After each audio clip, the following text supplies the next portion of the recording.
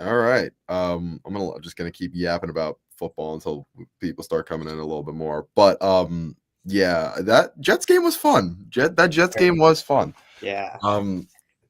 I still believe in Fields, so like, anytime I see him go off, I'm like, good for him. I had Bears Twitter, like basically everyone was like, "Oh, he can't throw a football." So Mhm. I kind of believed it like that. And Yeah. every time I saw him throw a football, I was like shocked. Whoa, it So exists. yeah. Um, yeah. All right, let's go. Yeah, let's go. Welcome back to another episode of Miami Primetime Live. As always, Shay here, joined by Jaden. And Jaden, how you feeling? I'm feeling good. I'm excited now for this week.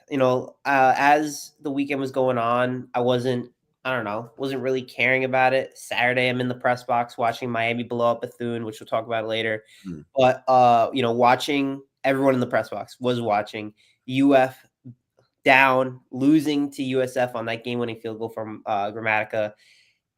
Everything changed a little bit when you see that USF wins and you're saying, okay, now Miami's got a decent opponent coming up this weekend.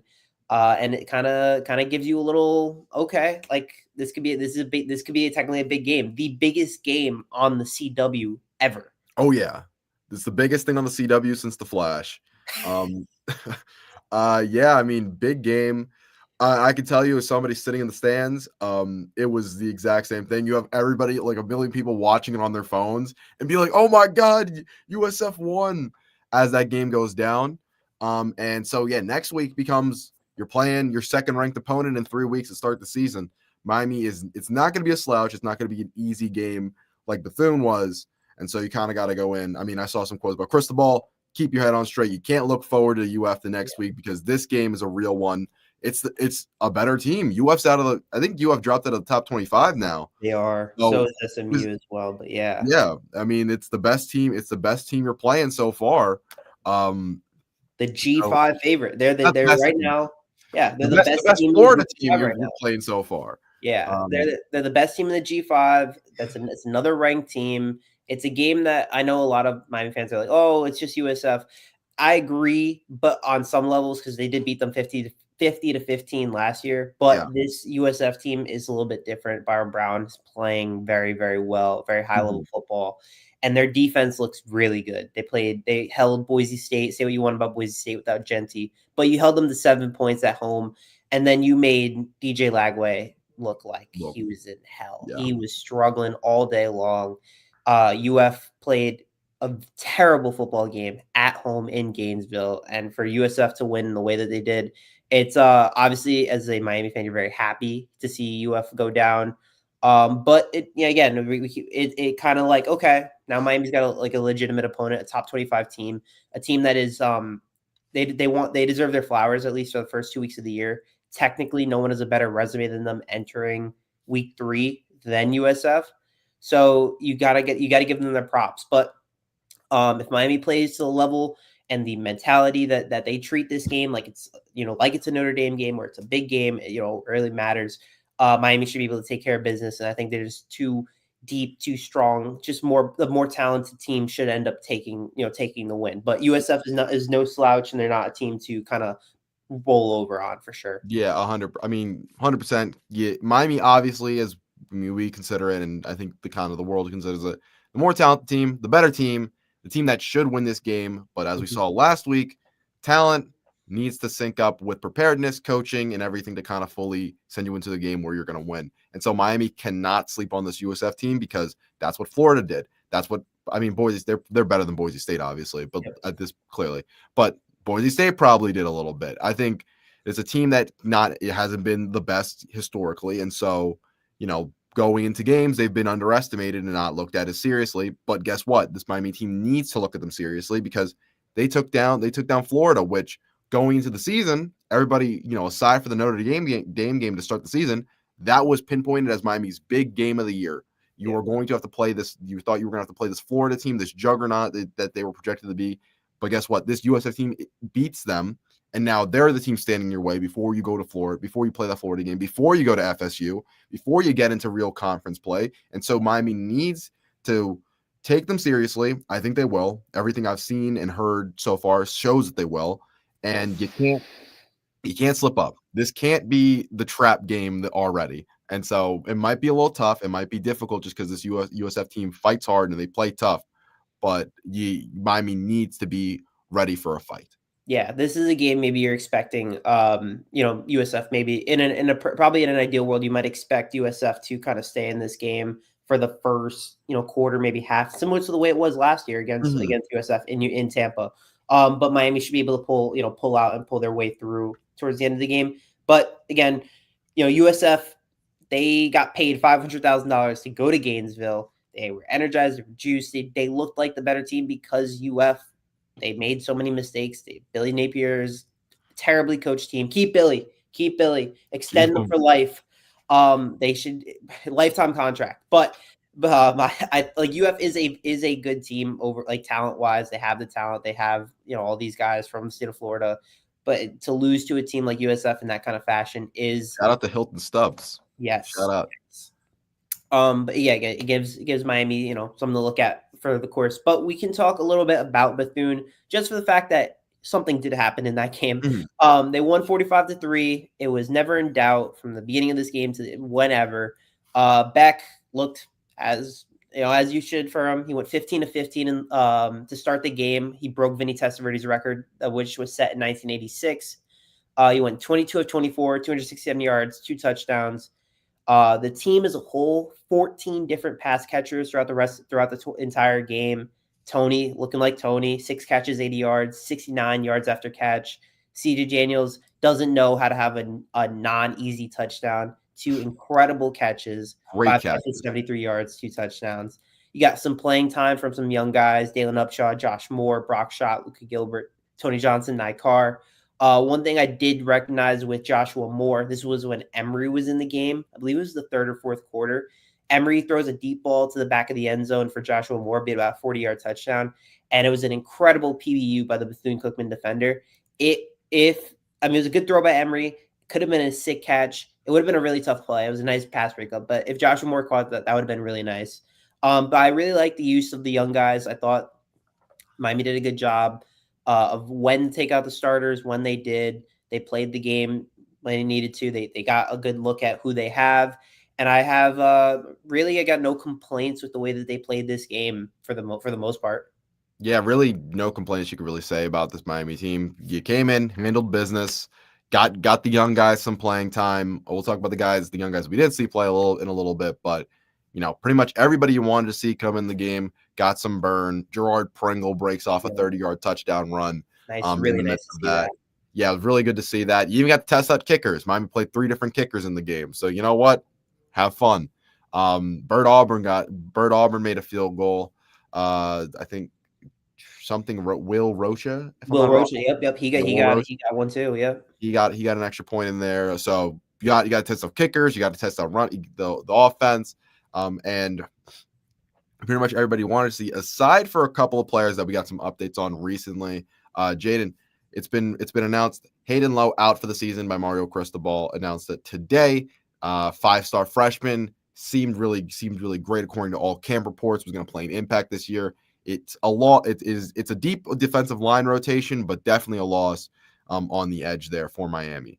Yeah, So it's a tough blow. It's definitely something that he's a 5-star. He was the highest rated player in that 2025 class. Miami really expected a lot from him, but you have the depth. You were able to work with it, and I'm really hopeful that his recovery goes well and that he'll probably take a red shirt this year. So as a red shirt freshman next season, him having those eligibility will be very fun to have, and I'm excited to see what he'll do in the future.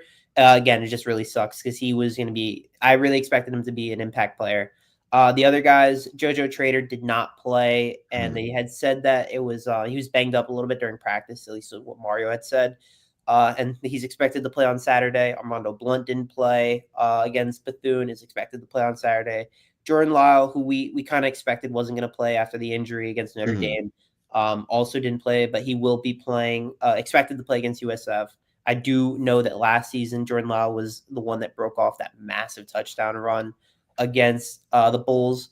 It's nice that you're hearing at least the positives there. So it really sucks for Hayden Lowe. Really hope for a speedy recovery. But Miami's again in a good position overall for Saturday against USF. Again, they have the talent. The offense looks in rhythm. I really enjoyed how well they ran the ball and as effectively as they did. I know it's Bethune, but they ran the ball extremely well. Yeah. Fletcher was getting yards so easy. When they put Pringle in, he looked good. When they put Wheatley Humphrey in, they look good. They had a lot of different guys in, and they all look good. They had a lot of the backup offensive linemen in, and they all looked really good. Defensively, I would say one of the things. I mean, obviously the worst of it was that the Saint got ejected with the targeting Yeah. the That first was. play of the game. I don't know. What did you think? I didn't love the call. It was. I mean, I had the ESPN broadcast on in the booth, and from the looks of it, he didn't launch, but he did go helmet to helmet. That's all Okay. it was. So because it was helmet to helmet, I guess it was targeting. Mhm. It's technically not the end of the world because he only had to miss 2 halves, so we will be back on for Saturday. Not Yeah. not the end of the world at all. Big positive. Bryce Fitzgerald, the true freshman, getting a pick in that fourth quarter. Really nice play by him.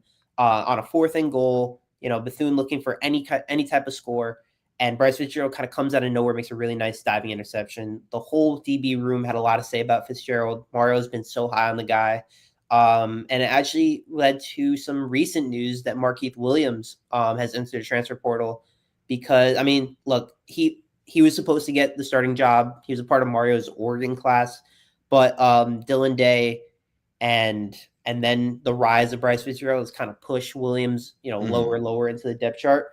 But it does. I mean, I don't really know how to feel about that. I hope that he continues his career and he has a nice spot next year. But it's another piece of information about the Miami depth. As James is right, we have a ton of depth, and I love that we use a ton of depth for Bethune. Mario said it. He's like, we got to see what our guys look like, what the starters look like in the first half. We got to see Beck look good. The receivers look great. The running backs look great, right? We already know what the offense looks like. We didn't have any injuries from Bethune. Great positive there. You got to see both sides of the ball. You got to see positives on all sides. And then you got to see what the future of the team could look like. Could Emory Williams be the next starting quarterback? I don't know. But you got to see Pringle. You got to see Wheatley Humphrey. You got to see Dalen Upchop, Joshua Moore. An entire offensive line was backups, tight ends, defense. So it's nice to have that. It's a positive to have that you have that much depth. And again, we definitely have more depth than USF does. USF does have a dog though in Byram Young. I'm not going to say that he's a dog. The way he's been able to operate as a two-way player this year has been in the last 2 games has been really, really cool to watch, at least for him. He's been a dog in the run game, and he's made some good throws. He's just someone to look after for him. And then there's a lot of connection between the USF guys. Their defensive coordinator, who the Bulls are very high on, at least the fan base is. Todd Orlando was a part of Mario Cristobal's 2010-2011 staff when he was at FIU. So Mario was the head coach of that team. Todd Orlando was DC. Mario had a lot of positives to say about him. So it's there's a lot of respect between the two teams. So I think Mario will get the guys in the right headspace and the right state of mind to win this game handedly. Yeah, I agree. I mean, going to the USF is not gonna USF coming to play Miami. It's not gonna be easy, and I think Mario does have the mindset, the respect to kind of keep guys prepared, keep guys ready, and let this not be one of the classic trap games that we kind of see that kind of Florida saw last week. Yeah.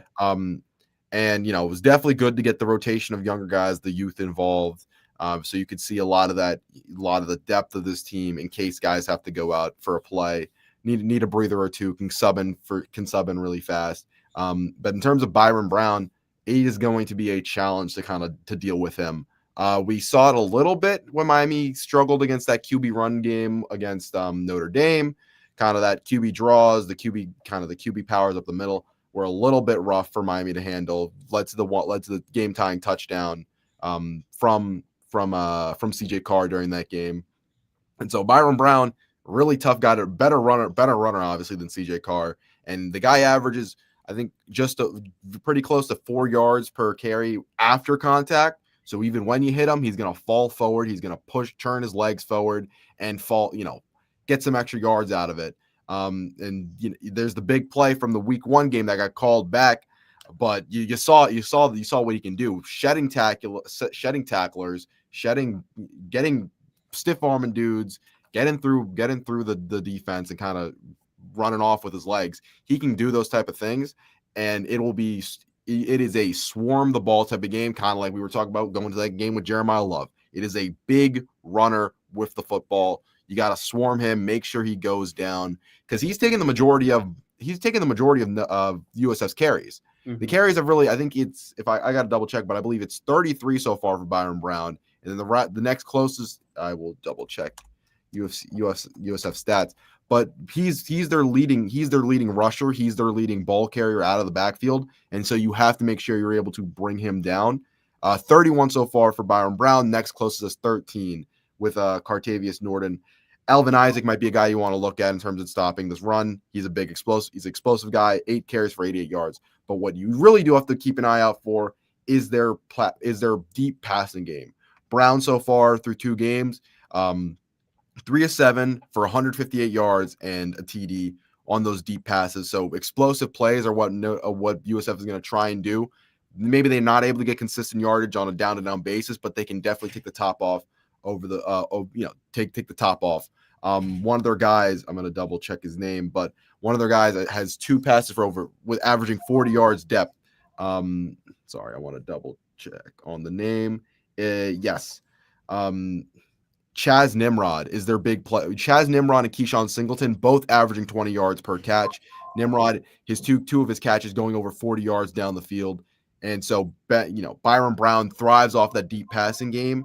It's going to get this offense going. It's going to get chunk yardage when things might be stalling out. And that's where I think you're going to definitely need to watch out, because I don't think they're going to be able to make consistent offense, but I do think they're going to try and aim for those chunk plays to kind of burn Miami quick and get the points on the board, and then play tough defense as a result of that.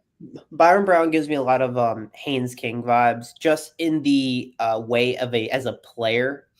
Haynes King is just he's a guy, he defines wear and tear in college football, the game, where every single play, he is grinding for yards, no matter what. He's putting 100% of his body on the line every single snap. And you notice at the end of the game when he's limping after every game. Byron Brown feels the same way, where he's going to be the bell cow. He's going to run the ball the most. He's going to pass the ball the most. He's going to be doing everything for them. He actually might be a little bit better of a passer than Haynes King, but the team around him is not nearly as good as Georgia Tech is. Mm-hmm. So if Miami can, contain the way that if they can limit Byron Brown's ability to run, force him to pass, Miami should be able to handle that game because of the way that they've looked better as an offensive unit, because they have the 2-way option, the dual threat that he can provide, where he can throw the ball deep, he can make some explosive plays, but he can also run the ball. And if Miami can limit one of them, or even kind of take away one of them, it should be a game that they can win. With the way that Ruben Bain's been playing, with the way that that defensive line has been playing, one of the best in the country, I have no fear that they can limit Byron Brown. Again, you can also watch the tape last year with Miami having a worse defense, giving up 15 points to a worse defense, with a worse defense, and they'll have a better defense. Offensively, obviously, it's not nearly as good, but when the defense is as much better as it is, you shouldn't really be that worried. Also, the game was in Tampa this year in Miami. It's home, yeah. So it's Miami's got all the tools to win this game. It's a game that you're kind of saying it's about mentality. I would say when you think about a Mario Cristobal kind of coach game, one of your concerns, over the last few years, is can he win the trap games? And I don't want to call you could call USF a trap game because of the way that they've been playing the first 2 weeks. James makes a good point that UF kind of looked like they didn't expect this from USF, even after what they did in week 1. It's true. Miami now kind of sees it after 2 weeks. Okay, these guys they're good. They're a really good team. They're respectful. They're respectable. USF as a whole over the last few years, when they've played down to the wire against Bama in back-to-back years. So it's definitely they're a respectable team. They're a respectable program. They're doing a really good job over there. And anytime you beat Florida, it's a fun time to beat them. So I think that Miami, it's mentality wise, when you think of a Mario Cristobal team, you're thinking, can he win the games that can turn into trap games like Georgia Tech 2 years ago, like last year with Syracuse and Georgia Tech, right? Can Mario do his job, get the guys to make sure that this game is as, every single game. You mentioned in the press conference today that every single game for the rest of the season is a playoff game. And I agree. If you have that mentality, you have that kind of that logic, you should be able to kind of control the game in the way that you want to and not mess up in certain regards. So I'm not, again, not worried about it. I know that there was like people on Kane's Twitter were like, oh, we should be a little worried about this game. Don't be worried about it, but you should definitely not look at it like it's Bethune. You should kind of look at it like it's, or I would almost look at it like you're playing an ACC team right now, because you look at the way that you're kind of playing an ACC team at home. You just got to win the game. You just got to play your team, play to your abilities, play as you are as a team, and you should win. Yeah, I mean, echoing everything you just said, play to your abilities, play as a team, and kind of play your game. Don't take this team lightly because their defense is really good. Byron Brown can burn you through the run game or through that deep passing game, and so you gotta stay focused. You gotta stay on lock. And like I said, like you just said, play to your strengths. Kind of let Ruben Bain go to work on the edge. Let Akeem Mesidor go to work on the edge. Let the interior of the defensive line go to work there and run the ball effectively. With Lyle back, you should have more of an outside run game to be able to establish alongside that interior run game that we've been seeing throughout the first 2 weeks. Hopefully, with JoJo Trader potentially, with JoJo Trader being back, maybe that Miami takes more deep shots, because that seemed like what their plan was for him. And when the Notre Dame game during his action, this guy's gonna be your deep shot guy. Maybe he gets more work in there. Miami's able to take more deep shots along with him. CJ Daniels, Malachi Tony, that grouping, we might see a little bit more of with them all healthy. So, I mean, but yeah, this is not going to be an easy game by any means. It's not going to be something you could just sleepwalk through and get done. So you have to take them. See, look, they might be average at best, but they've played above average through their first 2 weeks. And so at least defensively. So like, yes, I don't think USF is a world beater necessarily, but you can't let Miami in the last year lost to 2 teams that were not world beaters. Syracuse and Georgia Tech were not world beaters, and then they kill your season because you lose to them. So you can't treat teams like, oh, they're average. We're better. We're more talented. We're just gonna win. Yeah. So you gotta take all these games seriously. And like Cristobal, like you were talking about, Cristobal saying, every week you got to treat like a playoff game and go in with that mentality. Yeah, I would say Georgia Tech and Syracuse last year were probably better teams than this current USF team. But you are right. You got to take it as a mentality that this is a playoff team, no matter what. I think if you look at USF in terms of our opponents for the rest of the season, I don't know, they're like 4th or 5th maybe, because the rest of the schedule along the way, I would say the toughest game is FSU and UF, and SMU is probably the 3 rest of the way. And then maybe you'd put them, 4th or 5th with like probably Pitt or Louisville, maybe 6th, I'd probably say.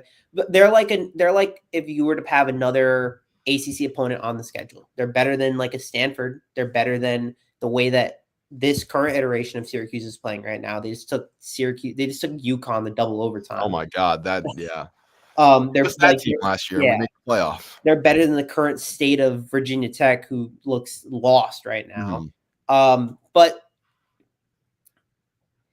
I understand that. Yeah, I agree. Florida, Billy Napier looked like an idiot. Yeah, if a guy doesn't spit in somebody's face, I completely agree that Florida blowing this game was entirely on them. Yeah, I just got burnt too many times last year with us kind of. We're a little scarred. So I can't have it happen this early on in the season. Definitely, this team is way more. It feels like it's way more balanced than last year. The offense might not have the highs that it has last year, but the defense sure doesn't look like it's going to have the lows that it did last year. And so, I completely agree. This is a much more well-rounded, balanced team. I'm just trying to emphasize the fact that USF is not a team that you can kind of just sleepwalk through. I mean, Florida literally they didn't run the ball. They mismanaged their timeouts.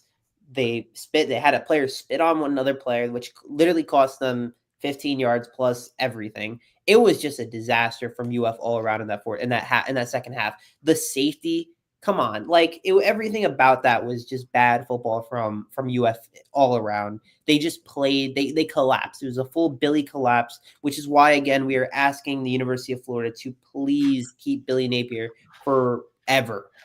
Forever, Please keep for now him. and forever. Yes. The same way that everyone against Bama is treating that Kalen DeBoer in Bama. Please keep Billy Napier over there. And then it doesn't even get easier for UF because that was their easiest game of the year. They have LSU next week, us in 2 weeks, and the rest of the season is just a season of hell for them. So I don't feel for them at all. I don't care. You hate to see it. You really, you truly, truly, truly hate to see it for the Gators. Control what you can control. And that's Exactly. the mentality that Miami can control what they can control. Even USF, even if we were to destroy USF, USF still has a legitimate shot to be the G5 champion this year. 100%.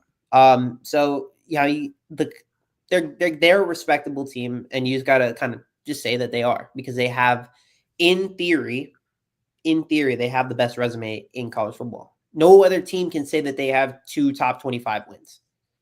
Yes, that's 100% fair. You quote unquote. Obviously, nobody really thinks they're the best team in college football, but this is a team that you got to take seriously. You gotta, they have 2 ranked wins. Boise State is not the same team it was last year. Florida might be a little worse than people think they were. A lot more poorly coached than clearly than people thought it would be an issue. So as James said, yes, please keep Billy. But it's going to be a tough game bringing down Byron Brown. It's going to be, they play hard-nosed defense. You gotta, don't forget the running game. Don't forget the running game, because Fletch, Marty Brown, Lyle, if he's healthy, mix them all in together. And then let Carson cook when he needs to. Play the game you've been playing, which is telling Carson, we're gonna dink and dunk our way down the field, make the right reads and make the correct plays, and then take the big shots through play action, through this really good offensive line. Somebody we forgot to mention so far is Samson Okanola, if I pronounced that right, has been outstanding through 2 games. Getting his way into the rotation right now. He's been splitting that guard spot between him and Ryan Rodriguez, I believe. They've been working heavily with him in the guard, and he's kind of showed up quite well. Expect him to be in that rotation pretty often as well. So a lot to look forward to for that team, not only right now, but even in the future when you do lose Brockermeyer and CeCe Mawinoa. But so I think that there's a lot to look forward to for Miami as a whole. This is a team that, I said this on Thursday on the call-in show, that this team is a legitimate. I would say I do believe this team's a legitimate playoff contender, and potentially I don't know if I'm going to say title contender right now. I think they got to give me a little bit more against some really good teams. But with the way that they played against Notre Dame, and if they can continue to go on this kind of path, they definitely, to me, can be a title contending team. Yeah, I 100% agree. It's between what we've seen. We're mainly taking stuff away from the Notre Dame game, but from what we've seen, is this team looks a lot more balanced on both sides of the football. You have a healthy Ruben Bain, who's been phenomenal off the edge. You have, pairing him up with Akeem Mazador, who's coming off the other side of the edge. You have a really good front 7. Mo Torre looked a lot better in his action last week. He struggled against coverage, but struggling against coverage in week 1. Look, I know it's Bethune, but he looked a lot better at that linebacker spot. Wesley Saint doing his thing as usual. Paul Aguirre. Sorry, I'm blanking on the name. Popo Aguirre. Sorry, I'm sorry if I screwed up the name entirely, but he's been really solid at linebacker core. So you have a really good front 7 already there, complemented with a back end that's playing with Keontae Scott, who has been phenomenal in that slot position. He had 3. He was counted for Miami 10 TFLs last week. He had 3 of them. Oh yeah, I totally forgot to mention that name. Yeah, you love to see a corner getting physical in the run game and the screen game, and seeing the way he kind of runs in the blow up plays the way he does is very much just, you love to see a corner go in and hit some people, and he kind of just dives in. Yeah, Yeah. So I believe he came to the university planning on being that nickel guy that kind of like he has turned himself into the best cornerback playing like the best cornerback on the team. He Yeah. has been a dog. He's now getting the most amount of snaps on the DB room. He has been unbelievable, a great leader, a great player. He has been sensational. I mean, there's no words to really describe that. Sensational. The hit that he made, I forgot when it was, that TFL, kind of reminded me of yesterday, Jets Steelers, that Jalen Ramsey hit on Garrett Wilson. It was a big hit. It was a nice play. Very, very. He's a great player. They have so many more talented players in that secondary, more experienced guys, a lot of just so much better talent in that secondary that you can just say, wow, like we're very lucky right now compared to what we remember last year, right? You had to watch whatever that semblance of a defense was Yeah. that couldn't tackle. They got beat. They looked lost, undisciplined, couldn't make the right plays. They look like a defense, and Heatherman has done a fantastic job of kind of implementing that system just 1 year in. So it's a really nice spot to be in. And then again, the offense, we keep saying it, but I mean, CJ Daniels, dog. Malachi Tony as a 17-year-old still. He's only 17 still. We're gonna keep saying it until he turns 18. Then we're gonna Dude, say he's only 18. yeah. It's like Um, even Justin Scott, as Charles mentioned, like we're loaded in depth, we're loaded in talent. They have all the positions that they need to be this kind of team that could really be a competing team with the rest of the rest of these schools. I mean, look at some of the best teams in the country right now. I would say, I mean, Texas, Arch Manning has been struggling. He almost looked injured after the game against San Jose yeah, State. which that's crazy. Yeah, For like them. Ohio State, their defense is still elite. Oklahoma, shout out them. John Mateer looks like a Heisman player. But can that defense kind of play to that level? But John Mateer looks incredible right now. Ohio State's defense is one of the best in the league. So you have teams that look really solid in certain aspects. Penn State was neck and neck with FIU for 3 quarters. That's fair. I mean, That was there are a lot of teams that did not look like Georgia was like not great against Austin PA. So some of these teams are not really looking like the teams you expected to. There's a lot of parity right now, I would say, in college football between the top 10 to 15 teams. Look at FSU with the way that Tommy Castellanos has been playing the last 2 games. So the way that Miami's kind of set up in a really nice spot because of the way that it's scheduled, where there's a lot of parity. There's not this team that you're saying, oh, this team is the favorite by far, and all this and all that, right? In last year, I'd argue that it was kind of Ohio State's year to win. It kind of just felt like that with the talent that they had with Will Howard and Jeremiah Smith and a really good defense. This year kind of doesn't feel like that when you have a true freshman quarterback. And there's just so much things going on in the league, in the conference. So it's definitely a really good spot for Miami to be in, especially when the ACC, right? Clemson looks really bad against Troy for the entire game. Yeah, that was. I mean, I was like, oh my god, we're gonna get 2 big upsets in the same day. Yeah. SMU blows a 14-point lead and loses to Baylor because their kicker doesn't know how to kick a ball. The conference did not look good this week at all. So the conference is 100% open.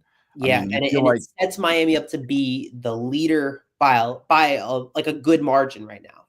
For a while, it was that like, oh, it's Miami, it's Clemson, it's you could throw in SMU and FSU. Right now, I'd say it's Miami at the top, and then Clemson and FSU are kind of just like they're almost a full tier lower. I would probably say right now with the way that Miami's kind of separated themselves. I agree, and I think the biggest surprise is that Cade Klubnik has not looked very good so far.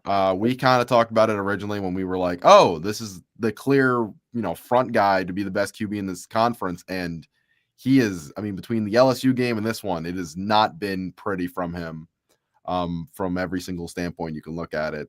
So that'll be interesting to see how he kind of looks as the season goes on. And Charles, don't mention Georgia Tech. We don't play them this year. They do look really good. Yeah. That's a good team, and they play Clemson this week, so it's a big test for them. If Georgia Tech shows out, that could be a team. Like Duke looked really bad against Illinois. They made so many mistakes against a very good Illinois team. They could have won that game, truthfully, but they made so many mistakes as a team. UNC sucks. That's like No, Bill. You're ruining your legacy. They flat out suck. So the conference is in a spot where I'd probably say there's like it's Miami, and then everyone else is kind of fighting for that second spot. So it's a perfect opportunity to be like, we're the team to beat. Act like it. Act like you're the team to beat in the ACC. Set yourself up to be in that position where you're like, yeah, we know we're the top guy, we're the top dogs. Let's act like it. Let's win the games we need to win, and let's have we've already played our toughest game.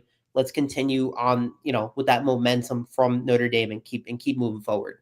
Yeah, I mean, I agree. I think, like we've said it a million times, this game's as simple as just play your game, take them seriously, and kind of don't go through the motions with it. You gotta treat every game like it's a playoff game, and this game is definitely, at least so far, from what this USF team has shown college, is not a team to just breeze by.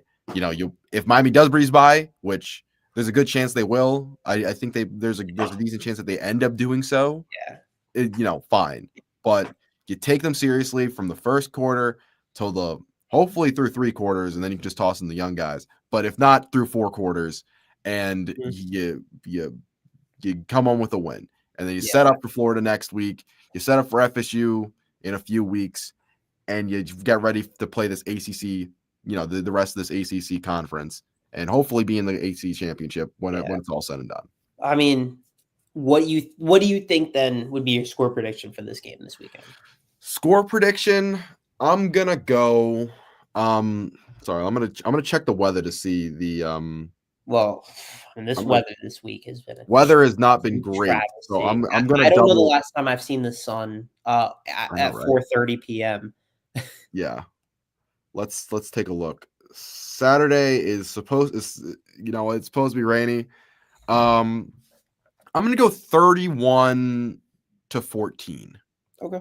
I'm on the same kind of wavelength as you. I'm at 34-17, so basically the same difference. Yeah, I think it's gonna be a close game. This game kind of reminds me of last year, where it was last year's game where it was okay. USF kind of scored early, and then Miami got 2 quick touchdowns, and then USF got a field goal, and they were like, oh, this could be different. And then Ward hit Sammy Brown for a 74-yard touchdown. Silenced every USF fan in that crowd, and that from that point on, the game was over. From that touchdown on, the game ended. I think something similar like that happens where I think USF really starts strong. You get the media's like, oh, they're really good. Oh, they're really good, right? Oh, and then Miami kind of changes every second quarter. They kind of gel back in. They're like, all right, we're good, and then they kind of take them down to a point where you're gonna see some. I would say like in the fourth quarter, it's a comfortable lead, and maybe they get a touchdown in. So. Yeah, I think that's. Oh, sorry. Wow, I think that's really fair. Like, it's a game that is competitive for a little bit, and I think Miami pulls away roughly the middle of either late in the first half or early in that third quarter, and then you kind of cruise through the rest of it. USF doesn't do much towards the end. Ooh, James getting 10 points. I mean, it's little closer. I think that's fair. Truthfully, I think it is very fair. That's fair. But we got really interesting point though that about the Florida teams, right? That they're really like the state has been in a really good spot over the last like this year. They look. I mean, look, UF kind of messed everything up, but don't worry, Billy Napier will stick forever and fix it. Yes, but like FSU looks incredible right now. 2 weeks in, I understand. It's 2 weeks in for FSU. They look good. USF with the way that they're playing. UCF sucks. They're 2-0, but they're like the worst 2-0 I've ever seen. But in terms of our opponents that we're playing, it's pretty cool that you can say like at the end of the season, they're gonna look at Miami's resume, and if they do say that they beat USF and they beat UF and they beat FSU, they claim the Florida Cup again. It's pretty cool to look at your strength of schedule and say that they beat all the Florida teams that they needed to beat, and they have I don't know, it could be anywhere between 3 to 4 ranked opponent wins. Last season, they had none entering the last week of the year. Obviously, like there were certain things, but they already have one. They already have a top 10 win this year. If they win this weekend, it's another one. if UF beats LSU, they're back in the top 25, and then they could win that game. FSU is going to stay in there. SMU can get back in there. Louisville can get back in there. So they have all these areas where Miami can really make them known as like, well, they've actually had a very strong schedule and they've looked the part in every single game. If they look the part in every single game, that's a team that could really be respected as a top 3 to 5 team in the country. They just got to keep winning the games they have to win. They got to keep playing into the quality, to the level that they're playing with that same mentality. And I think that they can do that. I really do.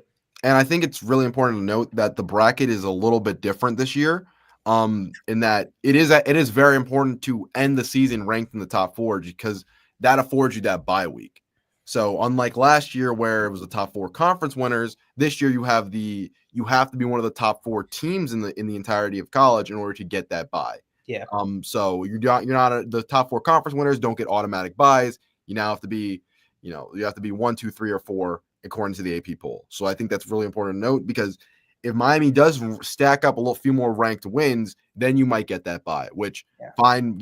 I would love to see Miami play a home game in all honesty. But at the same point, I would love to just be around in already and be one game of one or 2 games away. Sorry, I'm blanking on the bracketing, but from the college football and as well as we know the committee is very favorable of the SEC and the Big Ten. Yes, they love the SEC and the Big Ten. So you need to stack up wins against those conferences, especially if Florida's in the SEC. So if you get a win against an SEC team, it should be extra good. They love Notre Dame too, and that's a win against them. That is true. They also do that. Right now, AP poll obviously not the committee, but right now as it would stand, it's very funny. If the season were to end today, season ends in December. If the season ended today, we would be playing USF at home in Miami, which is very funny because we'd be the 5 seed playing the 12 seed, which is the G5 team. So it's kind of funny to think about it, but long season ahead of us. Let's not get ahead of ourselves. But if Miami wins the games they have to win, Ohio State plays Penn State. There are a lot of games that are going to be played. So there are a lot to look at for this season. Again, just in terms of this, there's a lot of optimism to be had for this current iteration of this Miami team. We should be kind of just really enjoying the season. One thing that college football, I wouldn't say they're trying to take from us, but we have to kind of remember is that it's about the journey of the season, winning the rivalry games, winning the really big games. So you can kind of talk trash to all those teams. Mm-hmm. I'm sure we all have Florida friends and FSU friends and Notre Dame friends that we want to talk trash about for the next year. So winning those games really are big, and there's only one champion. So if the process happens where Miami wins the game they need to win and they end up getting they get the ACC for the first time ever in the ACC, mm-hmm. To me, it's a positive season. So you have to kind of just really in your mind be like, think about the journey of the season, how it can go. Really enjoy every game for how it is, because there can be some really awesome moments. Just from a standpoint of any team. Like last week, Mississippi State beating Arizona State. For Mississippi State fans, that's their season. They doesn't even matter. They could lose every other game for the rest of the year, and them beating Arizona State is like a highlight for them. If they beat Ole Miss, obviously too, but it's like that a lot. So if they can think about that. It's about the journey. It's about it all. And there you go, James. Yeah. Good stuff. It's all, yeah. So it's about the process. So just really enjoy the college football is the best. It's the best sport in the world for reasons like this, where the games matter in the regular season way more than any other sport. And that's really big positive, I'd say. Continuing to emphasize, that it's, cherish these fun games, because obviously I know the big deal is make the playoff, make the championship. Yeah. But these games that lead up to it, the journey is just as important as the destination. This Miami team is setting up to have a really fun journey throughout this season. Yeah. You play a bunch of your Florida rivals. You played Notre Dame, and hopefully you win all of them, so you could talk trash to every single one of them. And you have that, and best case scenario, the way this team's shaping up, the way this team could be, your big trophy in Mario Cristobal's hands at the end of the year. Yeah, unless the ESPN FPI becomes the go-to system for As ranking. we are currently ranked 21st in the 20. FBI. I saw that today. How did we? So that was insane. I'm pretty sure the way that the FPI works is if you were to play whatever team else is on the FPI, like it's more betting reasons. Like if Miami, I think number 5 is like Bama or something like that, or like Nebraska moved up like 20 spots. Yeah, it's based on strength of schedule. It's based on like the opponents that they play and all that. It's a BS stat, and the committee should never even touch the stat. I hate that we even have to mention the stat of FPI. Yeah, I not touch the stat. We are anti FPI forever. We will never talk. I don't want to talk about the stat ever again. If I hear the committee talk about it when they begin the college football playoff show, and they say, "Oh, look at their FPI," I will. We might have to do an entire show on it. Yeah. Breaking news. We'll hop on immediately and be like, ESPN used FPI to seriously calculate. But I think we could probably end on a little Canes pro talk. Oh yeah, fair. Just a little bit. Not the most impressive debuts, I'll say. You know, I thought Cam Ward good. I thought Cam Ward looked good. Cam Ward, no, I agree. Cam Ward played a lot better than his stats suggest. Yeah, Charles, before we move on fully, yeah, it only really helps Big Ten and SEC schools. Yes. But Cam Ward played a lot better than the stats looked. But he unfortunately plays on the Tennessee Titans, so his receivers don't really know how to catch. Calvin Ridley probably still betting somewhere. And you know, not joking. All jokes, Calvin Ridley stands. But you know what I mean? Like it looked a lot worse than it was, but Cam was really not helped by the team around him. Did also play the best defense in the league. He also did play the Broncos defense with Pat Surtain and Pat Surtain and that Nick Bonino who just got Charles. Yeah, the Titans look like a mess. I mean, they had the number 1 pick for a reason. They have to fire and Restrepo is not. He's on the practice squad. He's on the practice squad. Their coaching, their play calling was terrible. There was a play. Also, they looked off. They looked off as a team. They didn't know what they were doing. Cam had to direct them on most of these plays. There was a play where one of the Titans they were trying to run a screen. I know the exact and all 3 of them start blocking. All 3 of them throw the ball away. Just to dirt the ball immediately. You're like, what? So how do 3 guys? None of you want the ball? Malpractice. I gotta appreciate the selflessness because they all went out to block, but none of them wanted the ball. Absolute malpractice by the Tennessee Titans organization. Like Brian Callahan. The next year's draft. I need to see receiver 1, 2, 3, and 4 in the 4th and all around. So then the free agency, just sign O linemen. Sign O linemen, draft receivers. Give Cam the weapons, please, and fire Callahan. They went after Dan Moore. They signed Dan Moore to a massive contract to solve the offensive line. It was really bad to watch, but I really do think that he balled out. He thought he made some really good throws. He made the camp throws. He made the camp like the really aggressive, kind of overconfident with his arm, put zip on it. He had those throws in there against a really tough defense. Yeah. And you got to appreciate that. Hopefully when the schedule lightens up a little bit more, we get to see more. We get to see him shine. The only thing I would say, I thought he took a little too many sacks. I know that a lot of them were battle line plays, but there were a couple where he was just kind of running around or turned his back on the line. That was probably the only thing he took. Maybe he took a couple sacks where he probably shouldn't have. That's rookie stuff, but he looked poised. He looked comfortably. He looked like he knew what he was doing. The rest of the team did not. As absolute malpractice by the Tennessee Titans organization. Please figure it out. That is also fair. I was paying attention. That's what it was. That's the specific thing I'm talking about. Especially in a game that's actually as close as it was. They could have won that game. They were in field goal range, then he takes an 11-yard sack and then a 16-yard sack, back-to-back plays, pushes them out. So those are the plays he's got to clean up, but those are plays you expect from a rookie. So, penalties too. They made 1 billion penalties, like over 150 penalty yards too. It's just a bad game from them all around. The other 2 guys, Elijah Red, I didn't see him at all. Truthfully, I really thought he was going to be like a legitimate member of the team. I mean, he's a 2nd-round pick, so I assume at some point they'll get him involved. But yeah, I don't. The Seahawks offense didn't look anything too No. crazy. They played all right enough to win the game. If Tariq Woolen knew how to go forward, God, knew how it to was attack the twice, ball. wasn't it? It was twice where he couldn't track a ball. Yeah, he could. If Tariq Woolen knew how to track a ball, then they win that game. But yeah, not too much that we saw from Yeah, Royal. from Arroyo. They Seahawks, I believe, cut Dame. Oh, you're a Niners fan. Oh, okay. How you Dame is also on the practice squad. Dame? Okay. Dame's on the practice squad. As a Pats fan, Andy, I love Andy, but he missed the 40-yarder that if he would have made, the Pats would have been It would driving have been a for a game-tying momentum, touchdown. right?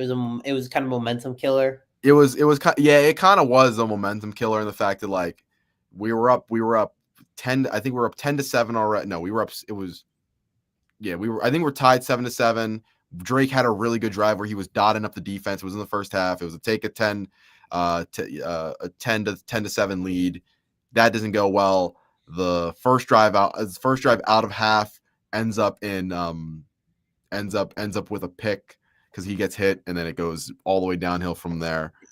He hits one at the end of the game to give it to one score game. But if it had already been a one score game, maybe the Pats are driving for a game-tying touchdown. Anyways, Andy still looked fine though. I think given the situations, it was his first kick in the NFL. I can't really blame a guy for missing that. But I think he'll have a promising career. I don't think that one kick is going to be like the end all be all for him. He's not he's not the Browns kicker. Oh, I didn't even see what the Browns kicker was doing. I know that game was. I know this. God, the Bengals. He cost them the game. Oh, okay. He missed 2 field goals, and I think it maybe almost an extra point as well. He was the reason they lost that game. The Browns got a field goal drive. Like the Bengals had 7 total yards in the second half. 7 yards in a half. The Browns had a billion opportunities to win that game, and their kicker was an absolute. And you know what? Whoever your kicker is, he's not Jake Moody. Jake Moody still? It is. Yeah. No, I'm just saying if you're an NFL fan and whoever your kicker is, it's not Jake Moody. I am so sorry for you. Yeah, I feel like Jake Moody like always misses the big kicks. Probably. Like it's not always like the meaningless ones. It's like whenever they need something, it's like, okay, well, shanked it. He got a field goal blocked, which I don't know if that's not really fully his fault, but it falls in line with everything. Yeah. And my team unfortunately had the opportunity to face Chris Boswell, who doesn't know how to miss. 60-yard field goal looks good from 70. I don't know what we're doing here. And probably the most insane, the highest scoring game of the NFL weekend was Jets Steelers. Shout out Justin. Aside for Baltimore, just toss the game to the side. Toss the game to the side, but like Jets Steelers was a back and forth fireworks show. So double revenge game. Unlike college football, like the NFL, disregard week 1 for a little bit just because I don't really know what these teams are going to be. The offense, most of the time, the offenses just don't look ready because they're not. The defenses are going to be more coherent than the offense in week 1, other than the New York Jets, apparently, who didn't punt for the first time in the first half in over 30 years. Oh my God. It's 1991, I think it was. It was the best day as a Jets fan on offense. As defense, it was very sad, other than a couple players. Yeah. The offense was incredible. I want Xavier Gibson cut off my team. I want Brandon Stevens cut from my team. Other than that, I'm optimistic for what the future will hold. I loved what Justin Fields did. His naked bootleg on the 4th and goal at the 1 was one of the most incredible plays I've ever watched from a Jet quarterback. Not saying much. And I'm sure that because it's 15, that there's some of you guys here are Dolphins fans. My thoughts and prayers are with you. Hopefully you're okay. Yes. As a Pats fan, I can't wait to play y'all next week because I need that. It's gonna be a rough year. It's gonna be a rough year. I feel bad. I feel bad. We're predicting Mike McDaniel's fired. I don't know. I mean, Dolphins fans willing to. The crazy thing is the Dolphins are favored this week. Are they? Yeah, it's like 1.5 point favorite. No. But like, they're so bad. They're so bad. And Tyreek's going to get traded. Like he's going to get traded. I don't even think he's been wanting to be there. And it does not look pretty. For the Jets. So bad. Yeah, not for the Jets, for the Dolphins. So I mean that is a for our Dolphins fans in the chat. I'm sorry for Thoughts your and prayers. That was a thoughts and prayers. brutal. You get diced up by Daniel Jones. Daniel Jones. Yeah, that's the worst part. It's like it's not even like if you have been blown out as one thing, it's week 1, but it's also like who you get blown out by, and if your team looking completely unprepared, was really rough. Yeah. But that being said, I believe that is all for now. Appreciate the support. Shout out Charles for attacking with us. Charles and James. Shout out to y'all too. When have the Dolphins been relevant? 1972. Yeah, look, I haven't seen my team in the playoffs in 15 years, but I can say in those 15 years they have won at least one playoff game. They have beaten 15 the years Patriots ago. Yes, they have. Tom Brady in Foxborough too. The Miami Dolphins have not. Them and the Raiders are the only two teams I think that have not won a playoff game in my lifetime. So my thoughts and prayers are with the Miami Dolphins organization. They probably should fire Greer and McDaniel and probably rebuild entirely. Probably. I mean, 2 years ago, they put up a 70 spot on the Broncos. Yep. And right now they got diced up by Daniel Jones. How the world changed in just a short amount of time. But yeah, thank y'all for popping out. Yes. For our Dolphins fans. Hopefully y'all are doing okay. And we will see you. Jaden will see you Thursday with the call-in show. Best of luck. Thank you. You. Hopefully we have a really good weekend in this weekend at Hard Rock against that USF team. Come out with a nice dub and head over to welcome Florida with open arms for a great week next week. But I'll be at Hard Rock. Yes, I will be too. I'll be taking pictures. So if you see a guy with this, actually my hair might be different by then. But if you see a guy with this hair, just know that's me somewhere on the sidelines. I'll be at Hard Rock Saturday and Sunday, both the Dolphins game and the and the Hurricanes game. So should be a fun week. I'm excited. But thank you guys for tuning in. Appreciate it, Charles. Thank you for showing up, and thank y'all for being here. Have a great day. See you.